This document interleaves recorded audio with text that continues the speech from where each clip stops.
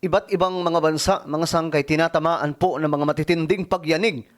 Ngayong 2026, ngayon mga sangkay, ano nga ba ang meron at patuloy pong nagaganap ito? Kasi ngayon mga sangkay, may pinakabago, ang Indonesia.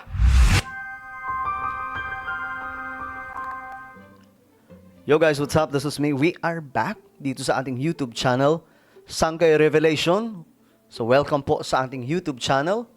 At syempre, yung mga nanonood po sa Facebook, i-follow nyo po yung ating Facebook page.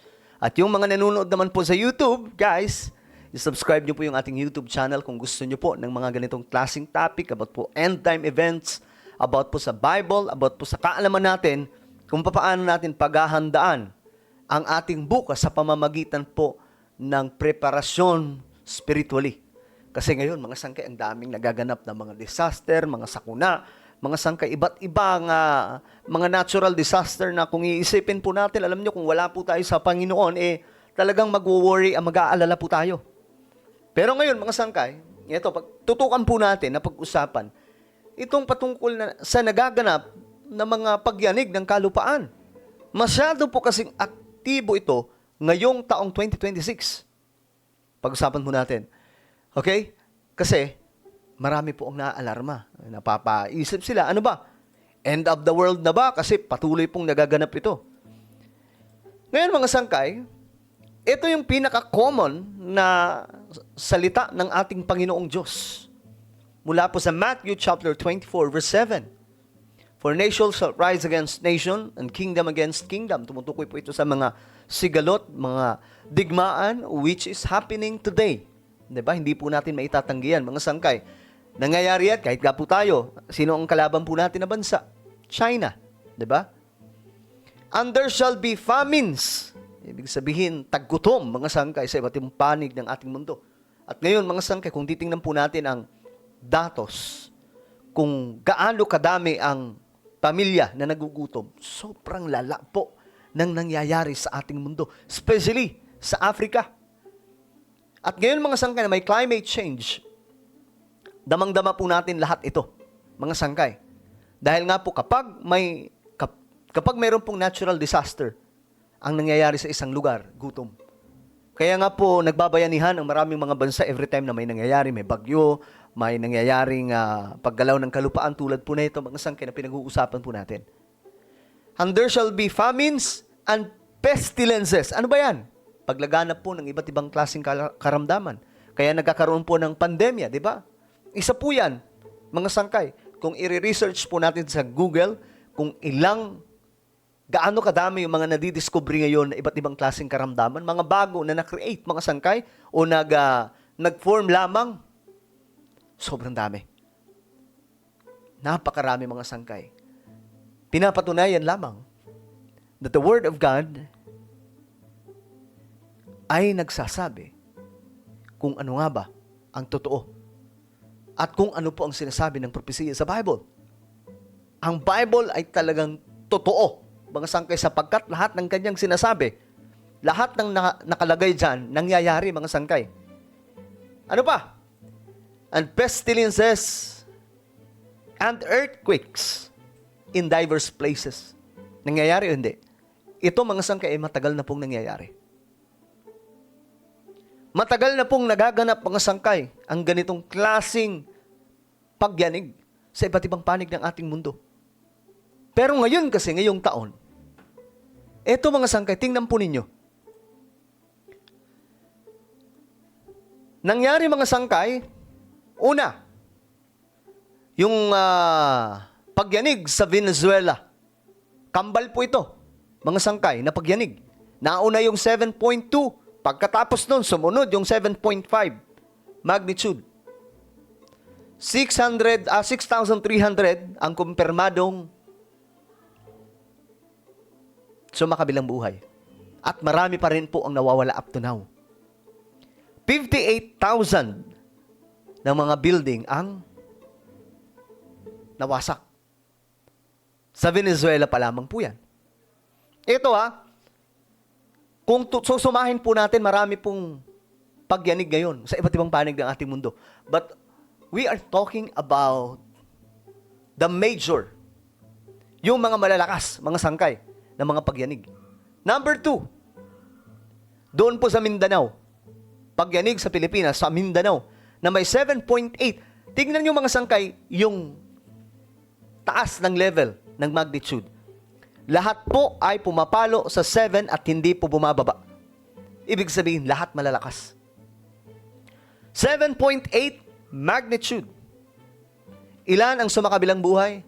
107. Grabe, no? Next, Colombia. Mayroon pong 7.4 magnitude at mahigit 250 ang mga sumakabilang buhay. At may mga hinahanap pa rin hanggang ngayon, mga sangkay. Ito, bago lang yan. Yung sa Colombia. Nito lamang po yan, mga sangkay. So, grabe itong nangyayari ngayon sa ating mundo. Ewan ko na lang kung hindi ka pa rin magising na kailangan mo nang maglingkod sa ating Panginoon. Hindi sa tinatakot ko sa iyo, kayo, mga kapatid, mga kababayan, mga solid sangkay. But what I'm trying to say, na maganda po tayo. Dahil ang Biblia, mga sangkay, hindi po nagsisinungaling. Kung ano ang nakasulat sa Bible, ito nagaganap. Number 4, ito mga sangkay.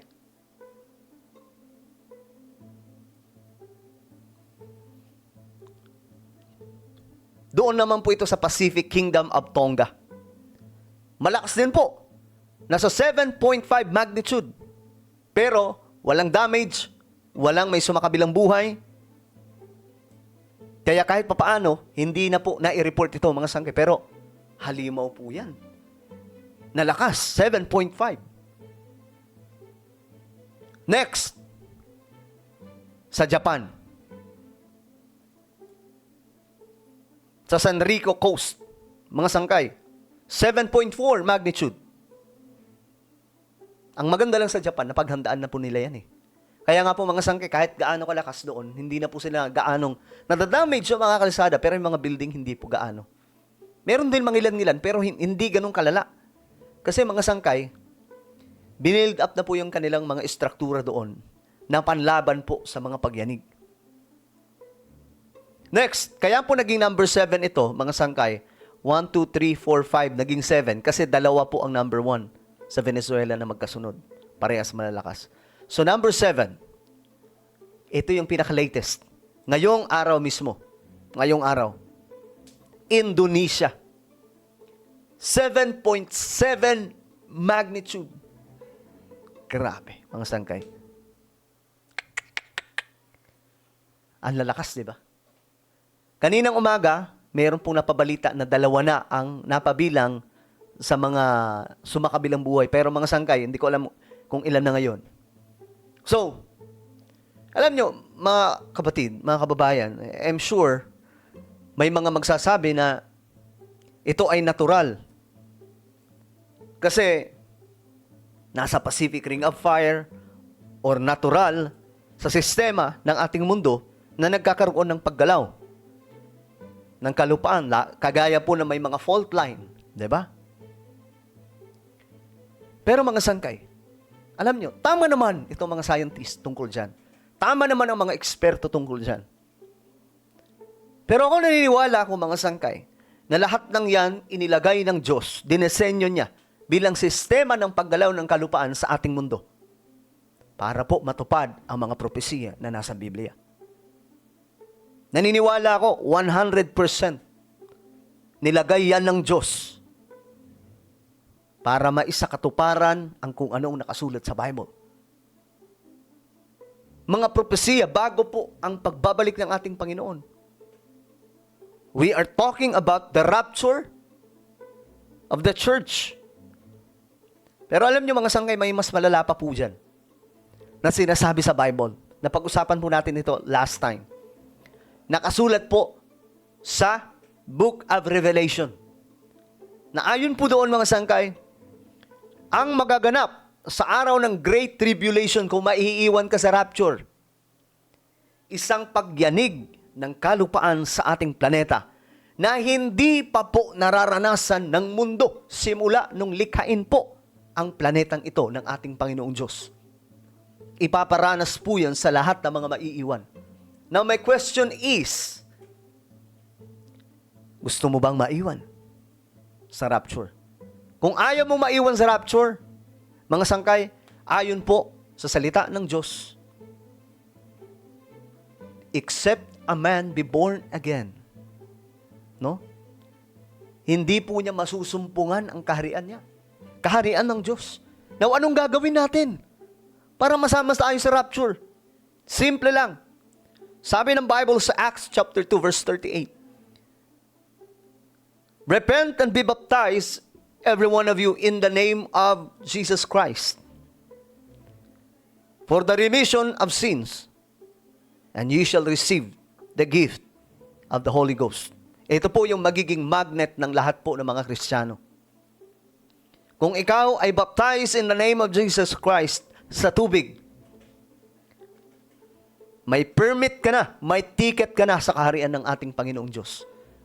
Especially kung maglilingkod ka ng tapat at magpapatuloy hanggang sa wakas. Kasi marami po ang naglingkod sa Panginoon noon, pero hindi nakatiis bumalik sa mundo. Kaya sinasabi ng Bible, maliban po sa gagawin po natin ang pagpapabaptize in the name of Jesus Christ, para po sa kapatawaran ng kasalanan, pagbura sa binhi ng kasalanan mula kay Adan at Eva, kailangan po natin na magpatuloy. Kasi sabi ng Bible, kung sino lang ang magtiis at magpapatuloy hanggang sa wakas, siya lang ang maliligtas. So it doesn't mean na baptize ka na in Jesus' name, ligtas ka na. Hindi po. Yun lamang magpapatuloy hanggang sa wakas. Okay? So ano po ang inyong opinion? Guys, sobrang lala ng nangyayari ngayon sa ating mundo. Ito ay babala sa ating lahat na maglingkod po tayo ng tapat. Grabe. Ang tanong ko nga dito, sinong susunod na bansa? Nayayanigin. Grabe na ito, mga sangkay. Sobrang lala na po ng nangyayari sa taong 2026. Anong inyong opinion? Comment down below. Huwag niyo pong kailimutan i-subscribe yung ating YouTube channel. Mag-iingat pong lahat. God bless everyone.